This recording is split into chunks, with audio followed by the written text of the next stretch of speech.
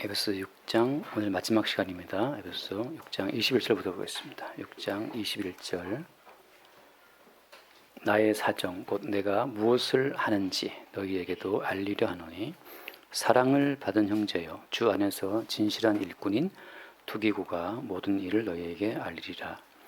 우리 사정을 알리고 또 너희 마음을 이루하기 위하여 내가 특별히 그를 너희에게 보내어노라. 아버지 하나님과 주 예수 그리스도께로부터 평안과 믿음을 겸한 사랑이 형제들에게 있을지어다. 우리 주 예수 그리스도를 변함없이 사랑하는 모든 자에게 은혜가 있을지어다. 아멘. 다시 또 개복성은 좀 모르겠네. 오늘 에베소서 마지막 시간입니다. 에베소서는 알다시피 사도 바울이 감옥에 수감되어 있을 때 그때 이제 로마에 있는 감옥에서 에베소에 있는 교인들한테 보낸 편지 형식의 글이죠. 감옥에 바울의 육신이 좀 잡혀있기 때문에 바깥 활동을 할 수 없잖아요. 그러니까 감옥의 사슬의 메인 입장에서 바울의 복음은 계속 전파되어야 되기 때문에 그때 바울의 형제들이 동역자들이 활동을 많이 하죠. 그 중에 한 사람이 오늘 나와 있는 두기고라는 사람입니다.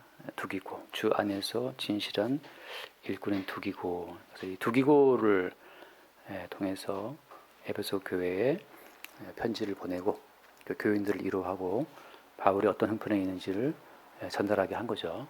그래서 이 두기고는 말하자면 이제 사도 바울이 보낸 전령이기도 하고 사도 바울이 보낸 전권 대사 같은 존재입니다. 바울의 모든 뜻을 에베소 교회 교인들에게 또 기타 그 주변의 모든 사람들에게 알리는 바울의 뜻이 무엇인지, 바울이 증거하는 그 복음이 어떤 복음인지를 정확히 알고 대언하는 자 역할을 하고 있는 거죠. 그러니까 말하자면 사도 바울과 똑같은 어떤 사상, 똑같은 이론, 똑같은 가치, 언론적으로 말하면 바울과 똑같은 복음의 은혜를 입은 자라고 할 수가 있죠.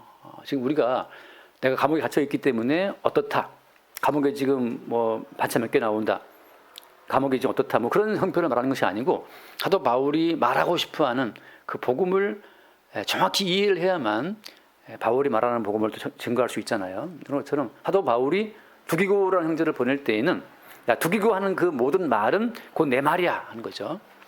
두기고가 성경을 해석하는 그 모든 해석은 곧 나의 해석이야 라고 말할 정도로 두기고라는 형제와 사도 바울의 그 모든 복음의 가치관이 일치한다는 걸 말하고 있는 겁니다. 어떻게 가능하겠어요, 이게? 어떻게 가능하겠습니까? 사도 바울의 모든 가르침과 두기고의 모든 전달 사항이 똑같다라고 믿고 보내고 있는 거잖아요. 어떻게 가능하죠, 이게? 바울은 감옥에 지금 갇혀 있지만 두기고 형제를 보냄으로 말미암아서 야, 걱정하지 마. 두기고에 하는 그 모든 말은 두기고의 모든 말은 곧 내 말이야라 할 정도로 어떤 신뢰를 두고 있는 형제라는 사실을 말하고 있는 건데 그 오히려 그 어떤 가능한 이유는 어디에 있겠어요? 말하자면 두기고 속에 있는 그리스도 예수의 영이 바울의 영과 똑같다는 사실을 말하고 있는 겁니다. 그러니까 사도 바울을 통치하는 성령과 두기고 형제에게 있는 성령이 같은 영이라는 사실을 확신할 때 그때 보낼 수 있는 거잖아요. 그러니까 성도의 만남은 이런 겁니다. 복음을 증거하는 목사에게 역사하는 성령이 듣는 교인과 다른 영이라면은 같이 갈 수가 없어요. 결국은 뭐 하나 이제 관계가 어긋나면서 튕겨나가게 돼 있단 말이죠. 지난주에 봤던 것처럼 대만은 세상을 사랑하여 나를 버리고 떠나갔다 하잖아요. 디모데후서에 보면 나오지만 그러니까 대마라는 사람은 바울과 함께 오랜 시간 동역을 했지만 결국은 세상을 사랑해서 돌아간단 말이죠. 지난주 오늘 말씀처럼 삼손은 결혼했잖아요. 삼손이 결혼하는 그 와이프 아내와 함께 그 아내에게 삼손은 자기의 가장 깊은 비밀을 아무도 몰라는 그 비밀을 아내에게 말해줬잖아요. 삼손의 가장 내밀한 개인적 체험을 아내에게 말을 해줬음에도 불구하고 아내는 남편을 버리고 그 비밀을 팔아먹는단 말이죠. 그러니까 지금 같이 움직이고 있다. 같은 예배당에 앉아있다. 같이 지금 동역을 하고 있다. 심지어 같이 결혼을 했다. 심지어 같은 이불을 덮고 잔다 하더라도 어때요? 그 사람 속에 있는 성령과 저 사람 속에 있는 성령이 같은 영이 아니면 결국은 튕겨나가게 되는 겁니다. 결국 언제? 마지막에는 성령이 들어온 사람은 천국으로 가고 다른 영이 들어가 있는 사람은 지옥 가겠죠. 그러니까 부자가 지옥에서 한 방울 그 물 서늘함이 아쉬워서 갈망할 때 나사로는 천국에서 내려다보고 있잖아요. 그 부자의 고통 자체를. 그러니까 이 땅에서 우리가 한 30년, 40년, 50년 같이 간다 하더라도 결국에는 어때요? 한 성령이 아니면 결국은 분류되는 겁니다. 갈라지는 거죠. 그래서 주님 말씀 어떤 거예요? 모든 육체는 풀이다. 육체의 영광은 풀의 꽃과 같다. 풀은 마르고 꽃은 떨어진다 말이죠. 하나님 말씀은 영원하다. 그러니까 지금 우리가 부부라고 앉아 있지만 부부라고 해서 같은 침대를 쓰는 그 시간이 얼마나 되겠어요? 한 40년, 50년? 심지어 어떤 부부는 뭐 한 80년 80년 그거 너무 심한가? 20살에 결혼해서 100살에 지금 80년 살고 있지만 다 그냥 쭈글쭈글한 흙덩어리가 돼서 같이 붙어 있다고 해서 그게 부부냐 말이죠. 나중에 주님께서 분류시킬 때는 롯과 그의 두 딸이 소돔성을 벗어날 때 그의 아내는 돌아본 거로 소금기둥이 됐잖아요. 소금기둥이. 그런 것처럼 성경은 냉정하게 지금 우리의 육신적인 모든 관계가 영원한 관계가 아니라는 사실을 성경 곳곳에 계속 말하고 있잖아요. 근데 우리는 어때요? 오히려 이 모든 성경의 말씀을 무시하고 지금 눈에 보이는 관계가 더 중요해. 내 아내, 내 남편, 내 자식 거기에 목숨을 걸고 있단 말이죠. 근데 성경만 펼치면 아브라함에게 있었던 그 아들 이스마엘 추방해라. 이삭의 두 아들 가운데 이삭이 너무 좋아했던 큰아들 에서에게 자기도 모르는 사이에 온갖 저주를 퍼붓단 말이죠. 정신을 차리고 보니까는 내가 좋아했던 큰아들이었어. 걔한테 모든 저주를 퍼부었어요. 누가 한 일입니까? 주님이 하신 일이죠. 그러니까 우리가 성경을 보면서 행복한 내 가정을 위해서 성경의 자원을 끌고 들어오겠다? 벌써 성경을 불법적으로 쓰고 있는 겁니다. 주님 하신 말씀처럼 나는 너희를 도무지 모르겠다. 나를 떠나가라. 불법을 향하는 자들이라고 하잖아요. 우리가 주님 주의 이름으로 귀신을 쫓아내고 주의 이름으로 뭐 병자를 고치고 주의 이름으로 선지자를 했다고 말할 때 주님 말씀이 뭐였습니까? 불법을 행하는 자들아 떠나가라 하잖아요. 왜냐하면 이 모든 말씀과 주의 이름을 가지고 육신적 혈육 관계를 위해서 다 쓰고 있으니까 그게 불법이죠. 넓게 말하면 우리 민족이라는 거, 동족이라고 하는 거. 이 모든 성경 말씀을 가지고 내 가족, 내 혈족, 내 집안, 내 나라, 내 민족을 위해 쓰고 있다. 다 불법이라는 거예요. 불법. 우리가 민족주의를 뭐 싫어한다 하지만 좁혀서 말하면 가족주의도 주님 보시기에 불법이에요. 가족을 위해 성경을 쓰고 있다. 불법인 거죠. 두기고 형제는 누구냐? 사도 바울과 육신적 관계는 전혀 없어요. 육신적 혈족 관계는 아닌 거잖아요. 뭐 MBTI는 어떤지 모르겠지만 어쨌든 간에 아니란 말이죠. 근데 바울은 지금 뭐라고 말하고 있는 겁니까? 사랑을 받은 형제요 주 안에서 진실한 일꾼인 두기고 그 두기고가 모든 일을 너희에게 알리겠다. 이름도 어렵는데 두기고 우리 사정을 알리고 또 너희 마음을 이루하기 위하여 내가 특별히 그를 너희에게 보내었다. 너희의 마음을 이루하기 위하여 사정을 알리고 가족이 아니라 진실한 형제를 보낸다고 하는 것처럼 성도는 우리가 성도라고 하는 분들은 혈육적 가치를 이미 넘어선 사람들입니다. 근데 이게 되냐 말이죠. 이게 강제로. 제가 언젠가 쇼츠에 올린 글처럼 교회는 뭐냐? 교회라고 하는 것은 예수 그리스도의 가족이 모인 곳이에요. 다시 말해서 교회는 왜 복음을 증거하느냐? 예수 그리스도의 살과 피를 함께 받은 가족 찾기 작업이 교회의 작업입니다. 이산 가족을 찾기 위해서 그 오랜 세월을 기다리면서 애를 쓰는 것처럼 교회는 누구냐? 예수님의 살과 피를 받은 예수님의 가족이 어디 있어? 하고 예수의 가족을 찾는 그 집단, 유랑 집단처럼 말이죠. 노마드, 영웅이처럼 여기 저기 다니면서 예수님의 살과 피를 받은 가족이 어디에 있는지를 찾는 그 집단이 그 무리가 교회라고 하는 거죠. 전 노아의 가족이 구원받았잖아요. 몇 명이죠? 8명이잖아요. 8명. 그 볼 때마다 저는 그 박씨하고 이씨 볼 때마다 생각나는데 박씨도 보면 나무 목자 옆에 하나 또 붙어 있는데 그 나무 목자를 가만히 보면 십자가 옆에 8팔자 붙어 있단 말이에요. 이씨도 보면 이씨도 위에 나무 목자 밑에 저 알자 붙어 있는데 그 나무 목자 옆에 팔자 붙어 있잖아요. 그 십자가 옆에 팔자.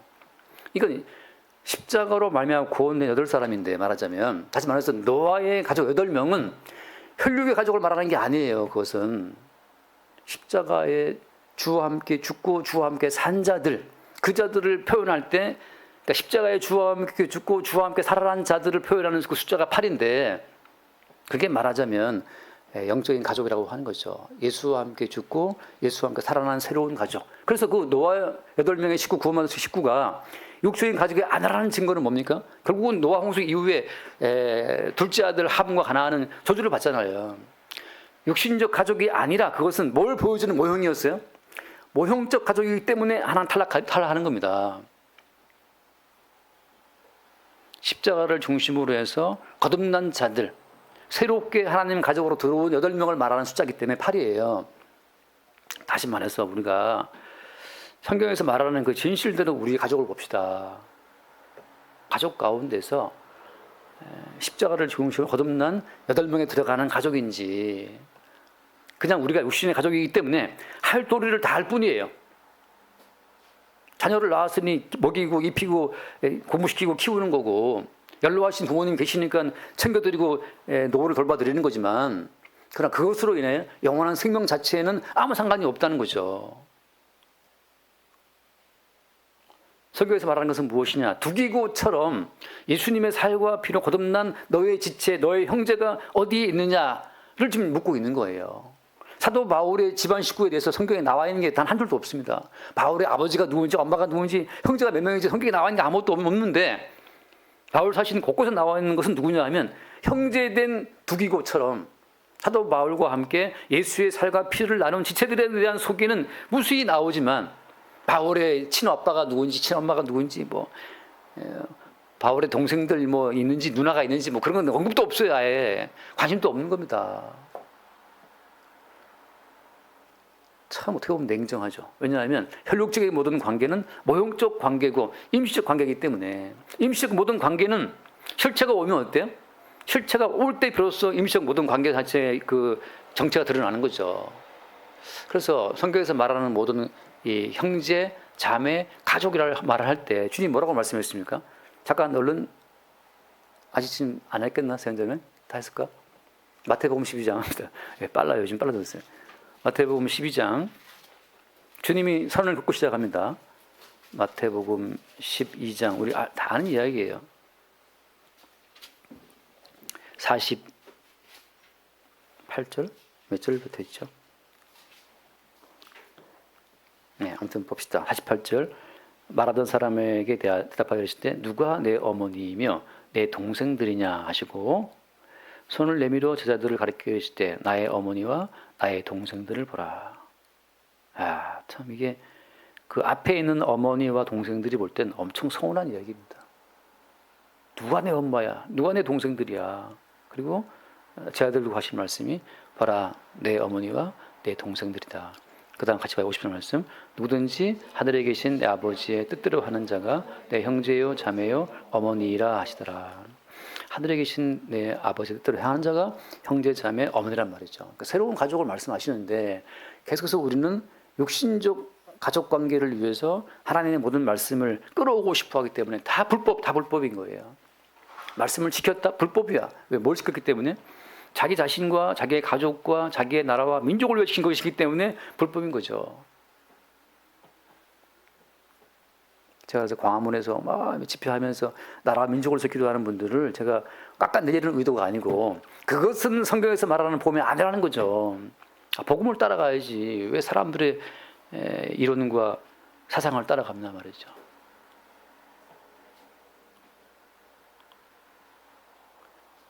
자, 한번 다시 봅시다. 요한복음 3장 말씀, 요한복음 3장 5절 말씀 보면은 우리 다 외우는 말씀이죠. 요한복음 3장 5절. 예수께서 대답하시되 진실로 진실로 너희에게 이르노니 사람이 물과 성령으로 나지 아니하면 하나님 나라에 들어갈 수 없다. 일단 물로 죽는 거잖아요. 노아의 홍수 때 싹 죽여버리는 것처럼 우리가 죽었다는 사실을 깨달을 때 비로소 어때요? 성령으로 거듭난 자가 되는 겁니다. 다시 말해서 성령으로 거듭난 자만이 이미 우리가 옛사람이 하나님 보시기에 이미 죽었다는 사실을 아는 거예요. 임시적으로 우리의 목숨이 잠깐 붙어있는 시한부 인생인 거지, 이 목숨으로 영원하지 않는단 말이죠. 육으로 난 것은 육이요 영으로 난 것은 영이니. 7절 같이 봅시다. 내가 내게 거듭나야 하겠다는 말을 놀랍게 여기지 말라. 이렇게 했는데 이 많은 사람들이 어때요? 거듭나는 어떤 원리 방식 절차가 있는 것처럼 또 오해하는데 그렇지 않은 거예요. 8절 말씀 같이 봅시다. 바람이 임으로 불매 네가 그 소리는 들어도 어디서 와서 어디로 가는지 알지 못하나니 성령으로 난 사람도 다 그러하다. 우리가 바람의 흔적을 통계적으로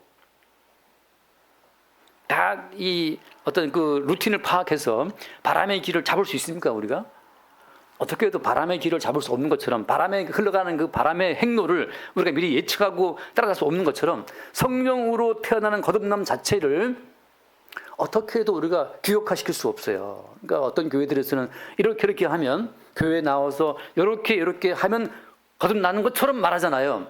사기치는 겁니다. 우리 교회에 오시면 새로운 생명이 있다. 다 거짓말 치는 거예요. 왜 거짓말입니까?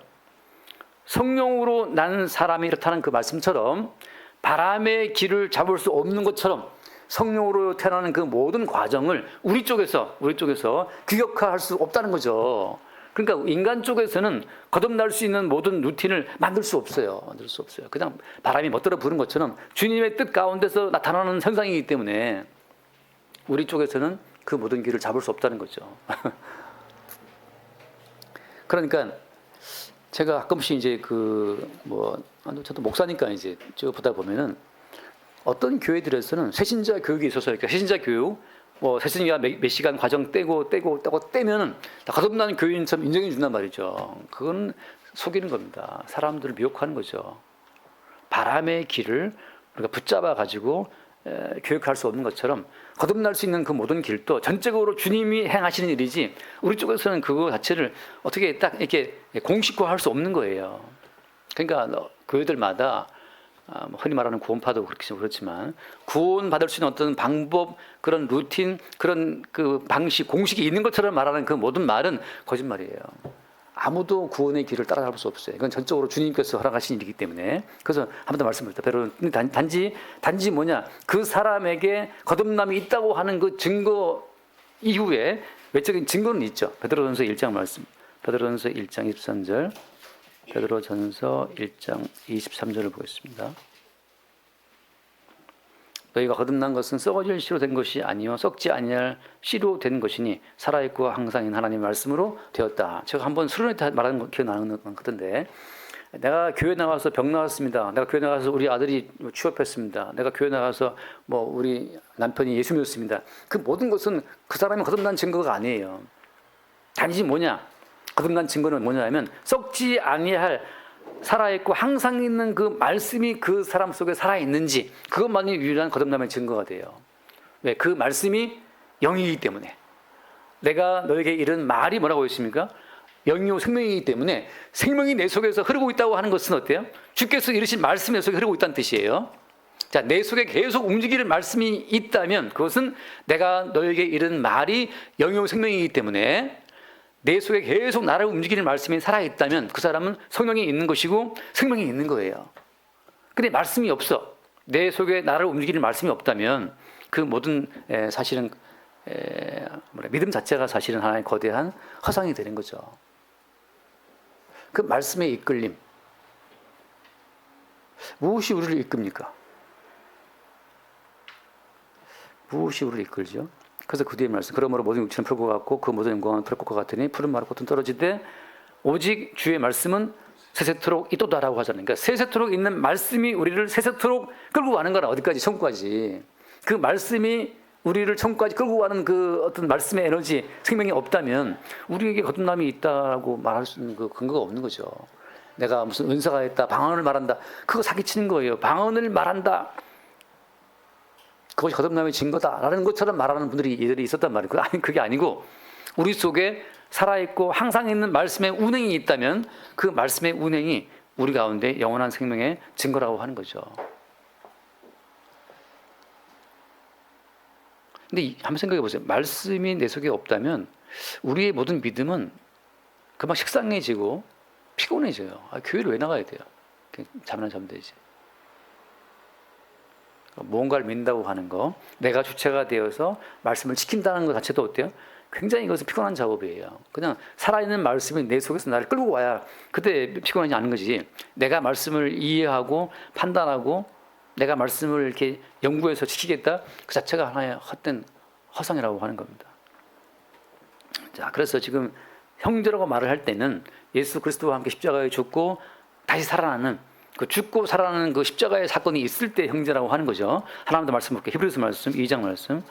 히브리서 2장을 보겠습니다. 히브리서 2장 그 앞쪽에 주님 자체가 우리를 보고 형제라고 하시는 그 이유가, 그래서 2장 10절 말씀 10절 그러므로 만물이 그를 위하고 또한 그런 말미암은 이가 많은 아들들을 이끌어 영광에 들어가게 하시는 일에 그들의 구원의 창시자를 고난을 통하여 온전하게 하심이 합당하도다. 같이 봅시다.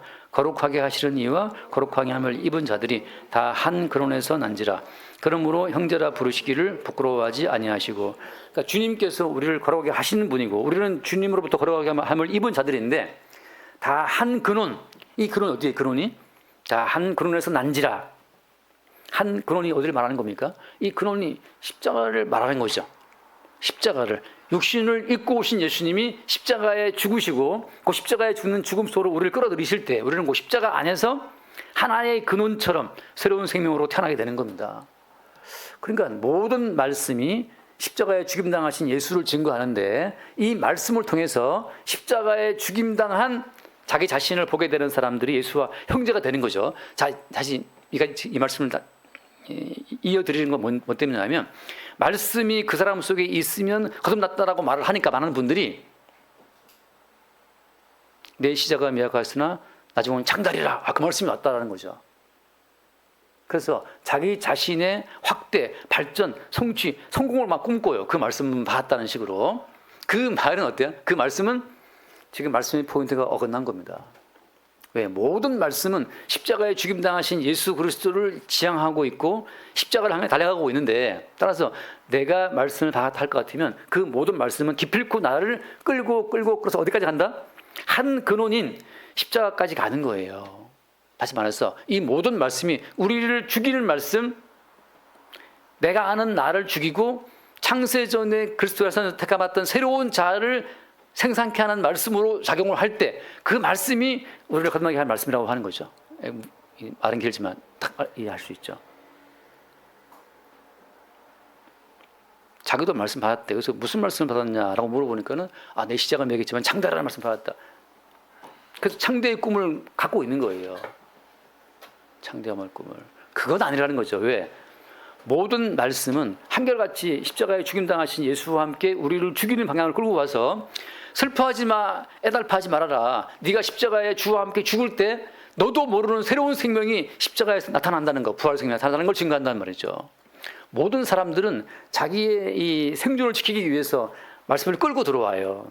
사람들은 본능적으로 내 가족을 지키기 위해서 말씀을 끌고 들어온단 말이죠. 반대로 어때? 주님은 나는 십자가에 죽노라 해서 주님은 우리를 끌고 십자가로 끌고 들어간단 말이에요. 거기서 우리도 미처 몰랐던 창세전 그리스도 안에서 계획되었던 새로운 생명을 생산하는 것이 이 모든 말씀의 목적이란 말이에요.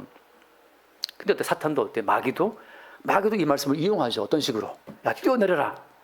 네가 하나님의 아들이면 뛰어내려. 천사가 너를 받들어서 네 발이 돌에 붙지 않게 할 거야. 라는 식으로 마귀도 이 모든 말씀을 이용해서 우리를 위해서 말씀을 쓰라고 말씀을 우리한테 갖다 안겨주는 거예요. 제가 예전에 신방 가서도 어떤 그 자매 집에 신방 갔는데 책상 위 벽에 포스트잇으로 말씀이 쫙 붙어 있어요. 야, 정말 경건해. 나도 모르게 이제 기가 죽더라. 너무 경건해가지고 온 벽이 말씀 도배되어 있어요. 이게 무슨 말씀을 붙여놨나 가만히 보니까 이거는 막 취업, 자기 자신을 이렇게 막 붙었던 말씀으로 붙어 있는 거예요. 할 수 있다 하시는 그부터 해서 믿음이 있으면 바다에 던지더라도 들어간다. 그 말씀 다 있잖아요. 그러니까 인간의 가능성, 자기 가능성을 북돋우는 그 모든 말씀으로 쫙 도배를 해놓고 날마다 그 말씀을 묵상하는 거죠. 그리고 이제 한번 할 수 있다 하시는 나이 그거 한번 찬송을 부르고 자기를 세우는 말씀으로 가는 거예요. 그렇게 세워진 그 자아가 마귀가 말씀을 동원해서 세워진 허상의 자아라고 하는 겁니다. 너는 결코 죽지 않아. 이 선악과를 먹지 말라 했나? 그러니까 동산의 모든 나무 열매를 먹지 말라 했느냐라는 식으로 모든 말씀을 부분 취해 가지고 결국은 뭘 증거하는 겁니까? 너는 죽지 않고 하나님처럼 될 수 있다라고 하는 것으로 모든 말씀을 땡겨오는 거죠. 여기 나와 있는 무수히 많은 말씀 가운데 형통할 수 있습니다. 병 날 수 있습니다. 할 수 있습니다. 행복할 수 있습니다. 여기 나와 있는 모든 말씀을 갖다가 끌어다가 자기의 존재를 세우는 어떤 방향으로 말씀을 이용하는 거죠. 나라와 민족을 위해서 여기 나와 있는 모든 말씀을 동원해서 나라와 민족을 위한 목적으로 말씀을 편집해 갖다 쓰는 거예요. 근데 이 모든 성경 말씀은 어디를 가냐 하면 왜?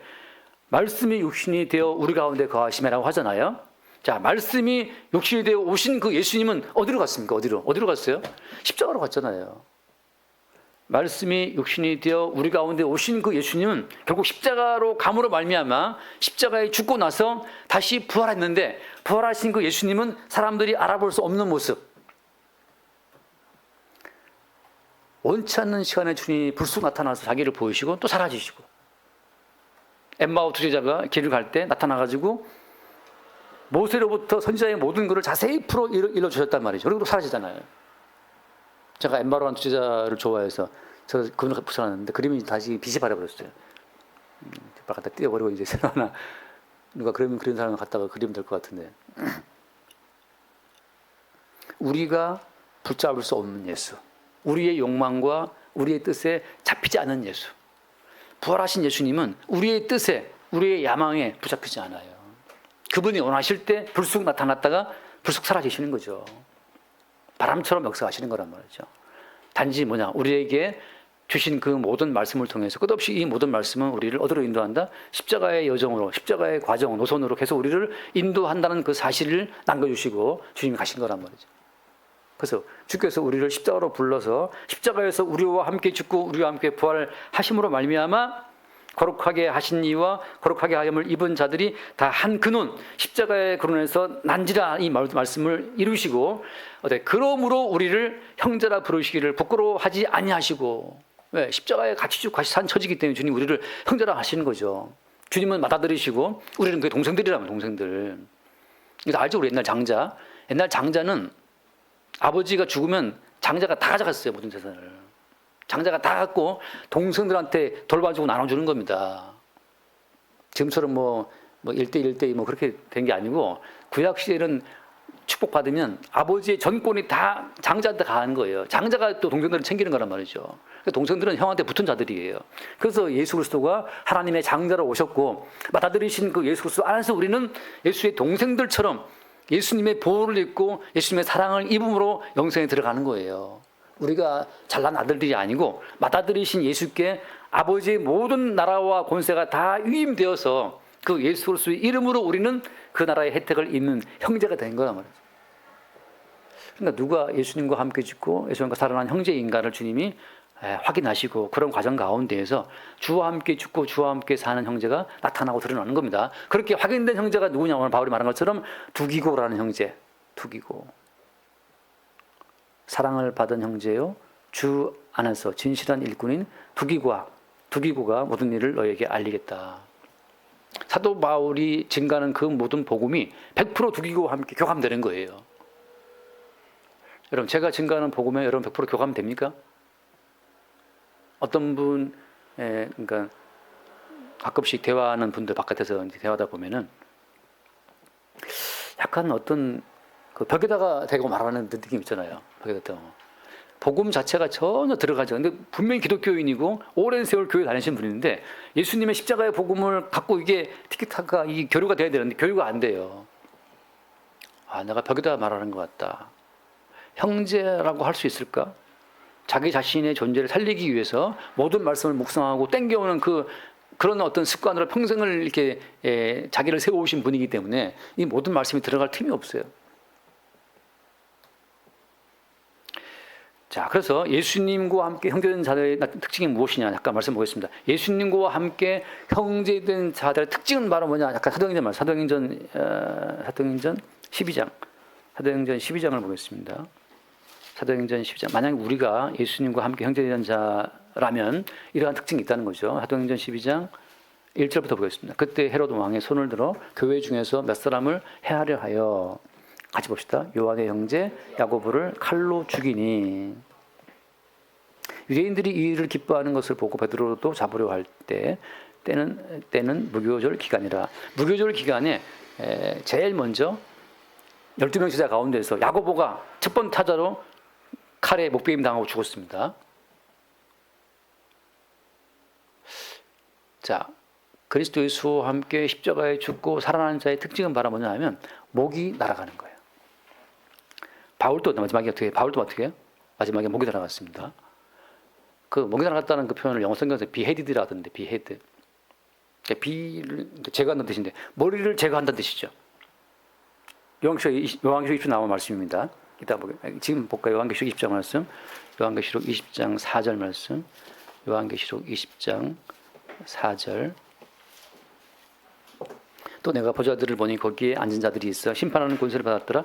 또 내가 보니 예수를 증언함과 하나님의 말씀 때문에 목베임을 당한 자들의 영혼들. 자, 목베임을 당했다는 것 자체, beheaded, 머리가 제거된 자들이란 말이죠.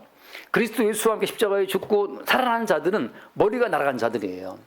12명 제자 가운데에서, 사도 가운데에서 왜 야고보를 첫 번째 목을 날리느냐. 모든 사도들은 목이 날아간 자들이라는 것을 보여주고 있는 겁니다. 바울은 왜 마지막에 목 날아갔느냐. 바울의 평생은 목 없는 자의 삶이에요. 왜? 그리스도 예수가 바울의 머리고 그리스도 예수가 야고보의 머리이기 때문에. 아까 자매가 기도했던 것처럼 그리스도 예수가 우리의 머리라는 그 사실을 매 순간 우리는 말씀을 통해, 교제를 통해 삶 가운데 보게 되는 거죠. 성도는 beheaded, 머리가 제거된 자예요. 내 머리가 없어요. 머리가 누굽니까? 머리는 그리스도 예수라고 하는 거죠. 우리가 취미 삼아 이것저것 계획하고 생각할 수 있지만 항상 사람이 자기의 길을 계획할지라도 걸음을 인도하시는 분은 주님이라 하지 않습니까? 그런 것처럼 내가 세운 그 모든 계획이 beheaded, 날아가면서 발걸음을 인도하시는 주님의 머리 때문에 드러나는 과정 속에 성도는 들어가 있는 거예요. 그러니까 매일 취미 삼아 계획을 세우되면 세우란 말이죠. 내가 세운 모든 계획이 beheaded, 머리 날아가듯이 날아가고 발걸음을 인도하시는 그분의 머리 때문에 드러나는 과정 속에 성도는 매일매일 내가 머리가 아니고 다른 머리가 있었네를 확인하게 되는 거죠. 아까 무교절 기간에 헤롯이 야고보 목 날리고 베드로를 잡아서 감옥에 쳐넣는데 베드로 감옥에 들어가서 어떻게 됐습니까? 다 보지 않았지만 감옥에 들어간 베드로가 밤중에 차고 사슬에 매여서 자고 있었는데 천사가 와서 베드로를 깨워서 차고 사슬 다 풀어갖고 나가게 했잖아요. 베드로의 머리대임이 사라지고 주님께서 툭 시키면 툭 되고 주님이 나오게 하시면 나오고 성도의 모든 삶은 돈 문제에 붙들려 있으면 사슬과 자꾸 매일 것처럼 돈 문제 때문에 꼼짝달싹 못해요. 주님이 그 사슬과 자꾸를 풀어주시면 또 나오는 거고. 물론 여기서 우리 나름대로 어때요? 애를 쓰겠지. 그러나 우리 뭘 보게 되는 겁니까? 우리의 인생을 세우기 위해 애쓰는 나의 머리됨이 항상 부정되고 부인되는 그 사건 속에서 그리스도 예수의 머리됨만 드러나는 그 십자가의 사건의 연속 속으로 들어간다고 하는 거죠. 그들이 누구다? 그리스도 예수와 함께 십자가에 죽고 살아나는 자들의 영혼이라고 하는 거죠. 그래서 그들은 항상 인생 가운데에서 나의 머리됨 자체가 부정되는 과정 가운데 진짜 머리이신 그리스도 예수의 인도하심을 따라가는 과정으로 가는 거예요. 자, 제가 지금 이 말씀이 두기고에 있다는 설명도 성경 여러 번 나와 있지만 이걸 좀 안 찾는 이유는 그냥 검색하면 다 나옵니다. 그래서 그냥 검색해서 알아보시고 지금 초점은 어디냐면 많은 분들이 이 말씀을 대하면서 그냥 교회 가운데 협력, 팀워크 이걸 강조하는데 그러면 소용없어요. 그리스도 예수의 십자가의 죽으심과 부활의 사건 속에 합류가 안 되는 지체들은 아무리 팀워크가 좋아도 함께 나란히 지옥 가는 겁니다. 그렇게 인간적인 교회 세워서 뭐 하려고요? 왜냐하면 하나님의 가족만 구원하면 돼요. 주님 입장에서는 1000만 명이 있어도 주님은 주님의 가족만 찾으면 되는 거죠. 우리 지금 애들은 모르겠지만 누가 이 사람을 모르시나요? 그 노래 함수님도 들어봤나요?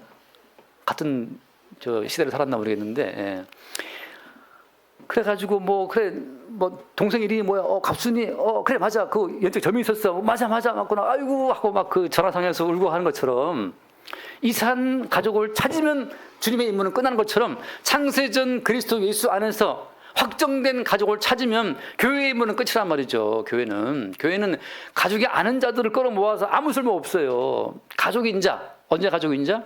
창세 전 그리스도의 손으로 택함을 입었던 그리스도 예수의 살과 피를 나는 가족인지를 확인하는 과정이 이게 매 순간 말씀을 통해서 구절을 통해서 나타나는 그 어떤 현장이 교회 현장이란 말이죠. 그러니까 매 주일마다 이 교회라고 하는 것은 누가 이 사람을 모르시나요? 예수의 살과 피를 함께 받아 우는 자가 어디 있냐를 묻는 어떤 사건의 현장이란 말이죠.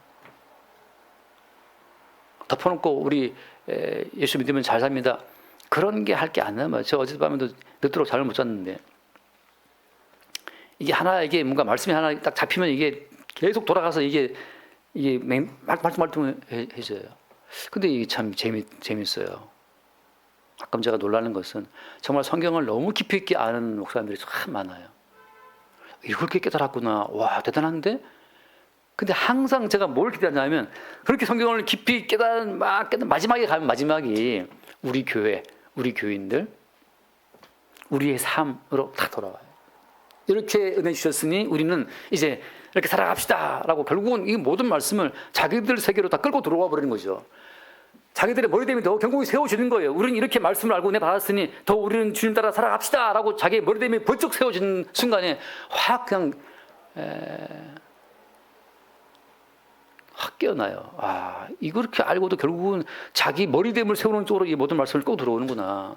비헤디드, 머리가 날아가고 제거되고 그리스도 예수가 너의 머리됨으로 가야 되는데 여전히 이 모든 말씀을 끌고 들어와서 이 말씀대로 살아보겠다고 막 애를 쓰는 그 상황 속에서 또 마귀의 어떤 제공한 그 허상에 놀아나고 있는 거죠. 자, 주께서 주의 머리됨을 우리 가운데 제시하시면서 마귀의 허상을 제거하시는 방식이 어떤 겁니까? 우리의 머리됨을 날려버리고 주 그리스도 예수께서 우리의 머리심을 확인시키시는 그 방식이 어떤 방식이에요? 잠깐 말씀, 로마서 11장. 이것도 뭐 수천 번 봤으니까 로마서 11장 몇 절부터 줬나 모르겠네. 30절부터 30절. 너희가 전에는 하나님께 순종하지 아니하더니 이스라엘이 순종하지 아니함으로 이제 긍휼을 입었는지라. 같이 이와 같이 이 사람들이 순종하지 아니하니 이는 너희에게 자, 이 말하는 결론이 바로 이겁니다. 하나님이 모든 사람을 순종하지 아니하는 가운데 가둬두심은 뭐라고 했어요? 모든 사람에게 긍휼을 베풀려 하심이로다. 자, 하나님께서 우리를 마귀의 근원에서 끌어내시는 그 어떤 방법이 뭐냐 하면 불순종에 우리를 가두시는 거예요. 자, 다시 말씀드립니다. 마귀와 연결된 그 케이블을 끌어내는 그 방법이 뭐냐 하면 우리를 불순종에 가둬두는 겁니다. 사람이 내가 이 말씀대로 순종할 수 있다라고 믿는 그 순간은 계속 마귀가 주는 그 어떤 거짓 이론의 그 케이블에 지금 내가 묶여있는 상태예요. 전원을 빼버리는 것처럼 마귀와 연결된 전원을 주님이 빼내시는 방법이 바로 뭐냐면 우리를 불순종 가운데 가두시는 겁니다. 우리는 하나님의 모든 말씀대로 살아갈 수 없는 존재라는 사실을 그 사실을 무수히 많은 목사님들이 이걸 이해를 못해요. 그 은혜를 받고 그 공부를 하고 성경을 파헤쳐서 그렇게 많이 아는 분들이 결국은 어때요? 이렇게 은혜를 입었으니 다시 우리가 말씀 잘 살아갑시다라고 하는 것에 돌아갈 때 여전히 마귀가 전달해주는 그 모든 에너지를 받는 케이블에 지금 연결돼 있는 거예요. 마귀의 거짓말은 인간의 힘으로는, 인간의 지혜로는 분별할 수 없습니다. 단지 주님께서는 그래서 어때요? 무식한 방식으로 불순종에 우리를 가두는 방식으로만 마귀가 우리한테 넌 할 수 있어. 너 선악 지식 알고 있잖아. 너는 악을 줄이고 선을 하면 되지. 너도 할 수 있어. 하나님처럼 넌 존귀한 자야. 그 모든 거짓말을 그걸 뚝 잘라버리는 게 바로 뭐냐. 우리를 말도 못할 부끄러운 불순종 가운데 가둬두시는 겁니다. 다윗으로 하여금 부하의 아내를 취하게 하고 부하를 죽이게 하고 그걸 은폐하기 위해서 무수히 많은 사람들을 부하 국가 시스템을 동원하고 그 난리 법석을 떨고 나중에 뭘 깨달았어요? 날 때부터 내가 죄인이었네.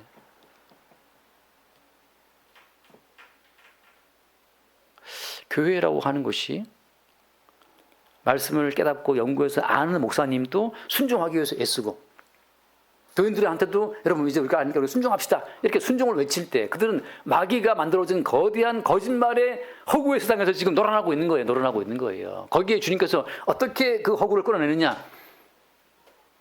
말하기도 부끄러운 불순종 속에 우리를 집어넣어서 야, 난 정말 개새끼네. 개자식이 따로 이겠지만 나는 이 짐승 내가 정말 사람이 나는 벌레구나. 그 내가 사람이 아니요 벌레라고 하는 우리의 그 실존의 본질을 주님이 확 까발리로 말미암아서 뭐가 우리가 할 수 있어요?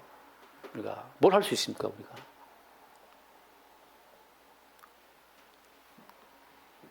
물론 저처럼 이제 사람 좋게 보이는 사람들은 할 수 있는 것처럼 보이기도 하잖아요.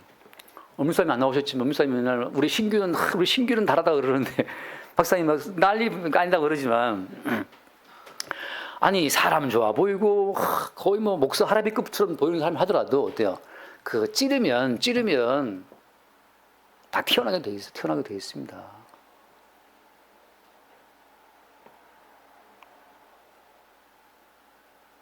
그 환상을 예배당이라고 하는 약속되는 장소에서 예배당이라고 하는 짜여진 연출된 무대 가운데 서로가 우리가 집사님, 장로님, 목사님 얼마나 사이 좋게 할 수 있죠. 집에 가다 버스 타다가 전차 타다가 운전하고 가다가 한 부딪혀 보세요. 바다가 딱 튀어나오지. 그 말도 안 되는 그렇게 얄팍한 실존인데 그거를 그냥 말씀으로 덮고 기도로 덮고 뭐 경건으로 덮고 무슨 제자 훈련으로 덮고 제자 훈련 뭐 10단계 뭐 무슨 뭐 전도 폭발 훈련 뭐 단기 비전 트립 갔다 오고 작은 말 한마디에 폭발하는 그 연약한 실존 위에 그냥 덮게 갖다 씌우는 것 자체가 주를 모시기 냄새나는 것들이에요. 사단의 미혹을 끌어내는 사단과 연결된 그 줄을 끊는 그 확실한 그 커터기가 뭐냐? 그게 우리를 불순종 가운데 가두시는 겁니다. 그렇다고 또 어떤 분은 그러죠. 목사님 그럼 뭐 막 살란 말이니까 화를 내란 말입니까? 참 눈이 늘 들이잖아요, 그죠? 얼마나 내가 막 살고 싶었으면 그런 말 하느냐. 그다음 참느라고 힘들었다. 막 살면 테이저가 맞습니다. 막 살면 바로 끌려갑니다. 자, 그래서 주님께서 형제됨을 확인시키는 과정이 바로 뭐냐면 피차 자기의 죄악된 불순종을 받기 때문에 형제끼리는 누가 누구를 판단하고 정죄할 처지가 아니라는 사실을 분명히 알아요. 목사인 저도 여러분을 바라볼 때 저 집사 왜 저러지라고 비판하고 뭐 비평하고 판단하고 정죄할 입장이 아니라는 사실을 주님이 항상 알게 하신단 말이죠. 너나 잘해봐. 너도 못하면서 뭘 형제한테 하라 그러느냐. 네 속에 있는 들보는 안 보고 티끌을 보냐.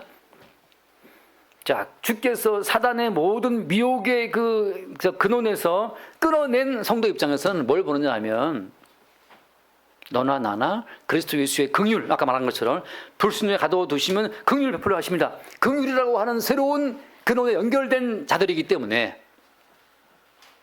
누가 누구를 보고 판단하고 정죄할 입장이 아니라는 사실을 보고 긍휼한 마음으로 서로를 대하게 되죠. 다시 말해서 사단이 우리한테 흘려보내는 모든 에너지의 원천은 너는 할 수 있어. 너는 악을 버리고 선을 행할 수 있고 너는 이 모든 말씀 살 수가 있고 너 예수의 은혜를 입었으니 이제 말씀대로 살아야지 라고 하는 그 모든 선악 관념으로 이 모든 말씀을 그냥 보게 하는 거예요. 성경 말씀이 단편적인 하나의 문자의 논리를 이렇게 풀 수 있는 책이 아닙니다. 다시 성경책의 이 모든 말씀은 선악의 그 지식으로 단편 논리로 이 성경을 풀 수 없어요. 문자는 죽이는 겁니다. 다시 말해서 이 문자의 이면에 흐르고 있는 성령의 흐름을 보게 되면 뭐가 있냐면 그리스도 예수의 찢기신 살과 흘리신 피의 은혜만 이 문자 이면에 쫙 흐르고 있는 거기 때문에 문자 이면에 영을 못 보는 사람들은 성경을 통일된 눈으로 볼 수 없어요. 그래서 이 말씀 보다 보면 이게 튀어나오고 저게 튀어나오고 기형적 말씀이 막 튀어나오는 거죠.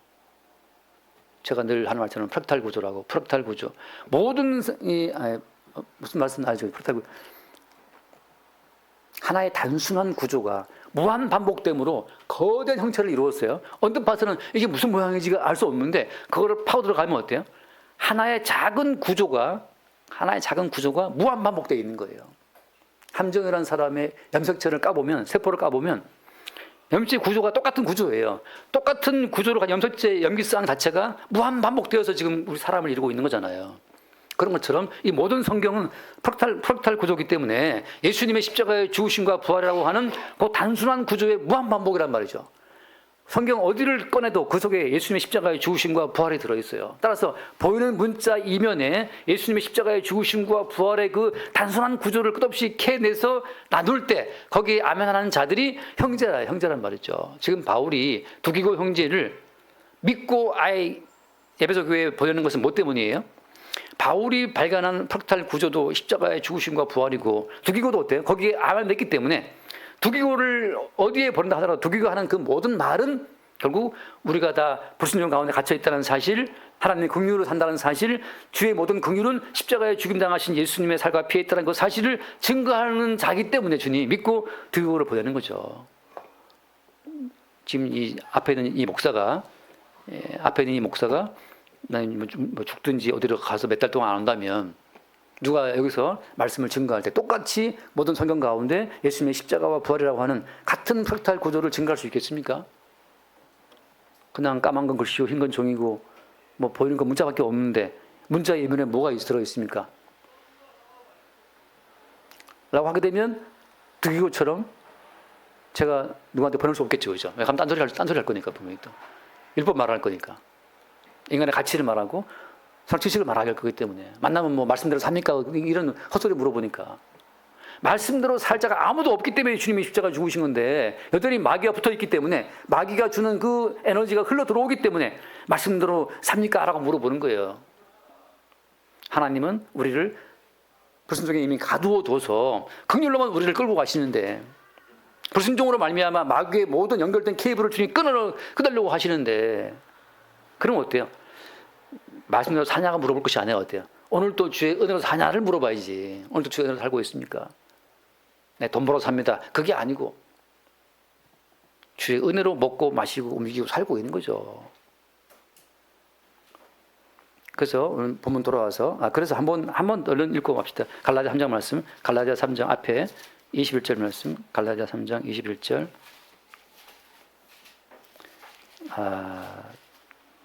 3장 21절. 그러면 율법이 하나님의 약속들과 반대되는 것이냐? 율법 자체는 끝없이 우리를 마귀와 연결된 케이블을 끊은 것으로 작용하고 있는 거예요. 이 말씀대로 살아봐. 결국 못 산다는 사실을 정직하게 인정할 때 그때 마귀의 모든 미혹의 케이블이 뚝 끊어지는 겁니다. 결국 그럴 수 없다. 만일 너희 살게 하는 율법을 주셨더라면 의에 관하신 율법으로 말미암았으리라. 22절. 그러나 성경이 모든 것을 죄 아래에 가두었으니 이는 예수 그리스도를 믿음으로 말미암은 약속을 믿는 자들에게 주려 함이라. 성경이 모든 것을 죄 아래에 가두었다. 이것이 마귀와 연결된 케이블을 뚝 끊어버리는 주님의 모략입니다. 우리를 죄 아래 가두심으로 말미암아서 나는 도저히 이 말씀대로 살아갈 수 없는 개쓰레기가 많네. 개쓰레기 좀 험한 말이지만 우리는 쓰레기가 맞잖아요. 어떤 사람이 늙어 죽을 때까지 모든 말씀을 모든 계명을 항상 누가 지킵니까? 오늘 지켰던 내일 자빠지는 것이 인간인데 성경의 모든 걸 죄 아래 가두었으니 이런 예수 그리스도를 믿음으로 말미암은 약속을 믿는 자들에게 주라니 죄 아래 갇혀서 오직 믿음으로 주어지는 그 새로운 의의 케이블에 연결된 자들이 그의 형제고 그의 자녀고 그와 함께 기업받는 자들이라는 사실을 말하고 있는 거예요. 그러니까 사도 바울과 두기고는 가는 곳마다 인간의 모든 행함의 일을 딱딱 뚝뚝 잘라내고 마귀와 연결된 사랑채식의 모든 케이블을 뚝뚝 잘라내면서 오직 은혜와 긍휼과 그리스도 예수를 믿는 믿음의 의로만 연결되는 새로운 케이블을 연결하는 가끔 요즘 오토바이 다니는 그 있잖아요. 뭐 인터넷 연결시켜주는 기사들처럼 말이죠. 그런 자들이 두기고와 바울 팀이란 말이죠. 얼마 전에 이공원 수사님 여기 3층에 인터넷 선을 여기 앞에 작업하다가 끌어놔가지고 뭐가 안 된다고 막 전화하고 그랬었는데 이게 마귀와 연결된 이 케이블선을 뚜둑 끊어내고 그리스도 예수와 은혜, 믿음, 긍휼 그 줄을 연결시키는 자들이 그게 바울 팀, 그 팀의 그 팀의 보조원이 두기고였고 근데 같이 움직이는 거예요. 가는 곳마다. 날마다 우리의 삶 가운데에서 지금 사도 바울이 두기고를 보내는 것처럼 주께서 우리를 마음 놓고 이 땅에 보내서 얘들아 이 땅을 지나가면서 인간 중심의 모든 케이블 마귀가 계속해서 그 마귀의 에너지를 공급해주고 있는 사랑치식의 케이블 율법을 지켜서 자기 의를 챙기려고 하는 바리새인적인 그 모든 케이블을 뚝뚝뚝 끊어내면서 우리 모두를 불순종과 경건치 않은 가운데 가둬둠으로 말미암아 그리스도 예수로 인해 주어지는 그 용서와 은혜와 긍휼과 사랑과 믿음의 그 의의 케이블만 연결시켜주는 그런 기사들로 살아갈 수 있기를 바랍니다. 기도하겠습니다. 주님 감사합니다. 사도 바울이 에베소를 끝내면서 진실한 일꾼 두 기구를 그들에게 보내고 그들을 위로하기를 원했던 것처럼 주님, 우리가 이 세상을 지나가면서 그리스도 예수를 마청으로 모시는 그의 형제가 되어 그리스도 예수의 십자가의 은총만 나타내고 증거하는 복된 일꾼으로 기능할 수 있도록 축복하여 주옵소서. 우리 주 예수님을 기도드립니다. 아멘.